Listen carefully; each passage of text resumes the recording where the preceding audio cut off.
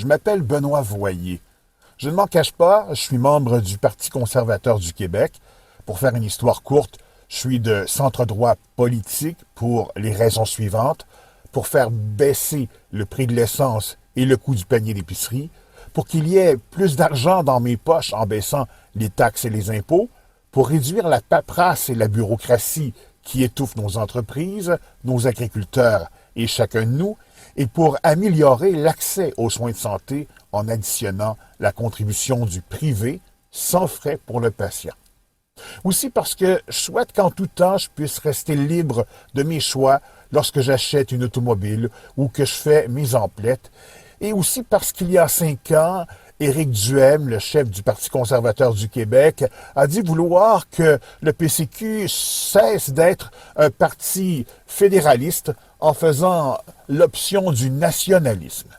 Enfin, en 2003, j'ai également été séduit par la résolution 2.2 des membres au Congrès national du Parti conservateur du Québec. Cette résolution disait ceci: permettre aux citoyens d'organiser un référendum d'initiative populaire engageant le gouvernement. Pour ce faire, les organisateurs devront obtenir un minimum de 10% de signatures de citoyens en âge de voter dans chacune des circonscriptions de la province du Québec. Un référendum devra se tenir le premier lundi du 6e mois suivant le dépôt de la pétition et la validation des signatures par le directeur général des élections du Québec. Cela dit, je suis obligé de me dissocier de la pensée d'Éric Duhaime, qui ne souhaite pas entendre parler d'un référendum sur la souveraineté du Québec en affirmant haut et fort son allégeance au Canada. Bien que je ne souhaite pas qu'il y ait un référendum en faveur ou non de l'accès du Québec à l'indépendance, je suis pas très chaud à l'idée, nous devons nous y préparer tout de même advenant l'élection du gouvernement du Parti québécois au scrutin d'octobre 2026.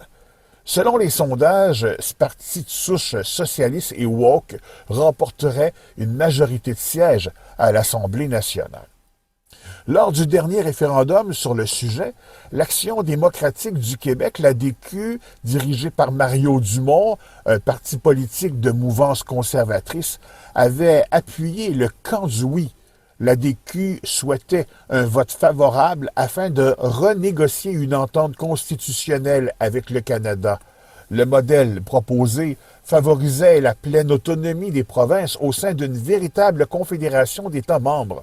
L'idée demeure d'actualité et demeure, à mes yeux, la meilleure voie d'avenir pour le Canada. C'est pour cette raison que je demeure en faveur du référendum proposé par le PQ, mais pas nécessairement pour les raisons invoquées par le Parti québécois. Les sondages disent que ce référendum sera perdant. Les chiffres du moment disent vrai. On le sait, l'opinion politique pourrait rapidement changer. Si j'étais dans les souliers du chef du Parti conservateur du Québec, je me réjouirais de la tenue d'un tel exercice démocratique parce que ses membres sont en faveur de référendums d'initiative populaire. De plus, que la conclusion soit positive ou négative, par la suite, la raison d'être du PQ n'existera plus. Il n'y aura plus jamais de référendum sur cette question. Et le PQ pourra enfin disparaître avec les derniers baby-boomers. On pourra alors se concentrer sur l'aide aux citoyens et on pourra continuer de rêver à visiter nos Rocheuses et les îles de neige du Nunavut. Je me répète, je ne souhaite pas un 3e référendum sur l'avenir constitutionnel du Québec, l'indépendance du Québec, mais il faut s'y préparer. S'il a lieu, je voterai en faveur de la nation québécoise. Visitez mon blog benoîtvoyerenliberté.blogspot.com.